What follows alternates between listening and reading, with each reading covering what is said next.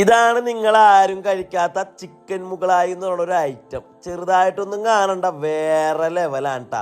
അതുമാത്രമല്ല, നിരവധി ഐറ്റങ്ങൾ ഇനി പുറകെ വരാനുണ്ട്. ഒരു സുന്ദരിയായ ചേച്ചി നമുക്ക് മുന്നിലോട്ട് ചിക്കൻ ബാർബിക്യൂ നല്ല അടിപൊളി ഡെക്കറേഷനിലൊക്കെ കൊണ്ടുവച്ച് തന്നിട്ടാ. ഇവിടുത്തെ ചിക്കൻ ബാർബിക്യൂ എന്ന് പറയുക പെപ്പർ ചിക്കനാണ്, വേറെ ലെവലായിരുന്നു കേട്ടോ. അത് കഴിഞ്ഞ് നിങ്ങളാരും കഴിക്കാത്തൊരു ഐറ്റം ഞാനും ആദ്യമായിട്ട് ട്രൈ ചെയ്യണം.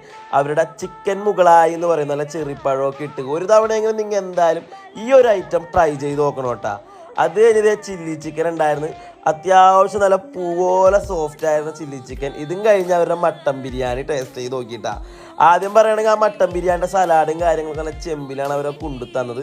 ആ സലാഡും കാര്യങ്ങളൊക്കെ കൂട്ടിയിട്ട് ആ റൈസ് കഴിച്ചപ്പോൾ വേറെ ലെവൽ ടേസ്റ്റ് തന്നെയായിരുന്നു. ഇതെല്ലാം കഴിഞ്ഞത് ഞാനൊരു കൂൾ ഡ്രിങ്ക്സ് പറഞ്ഞിട്ടുണ്ടായി. ഞാൻ പറഞ്ഞ സ്ട്രോബെറി ആയിരുന്നു ഫ്ലേവർ. അതുകൊണ്ട് തന്നെ അതിൽ നമുക്ക് നല്ല സ്ട്രോബെറിയും ആപ്പിളും ഫ്രൂട്ട്സൊക്കെ കുത്തി കഴിക്കാം.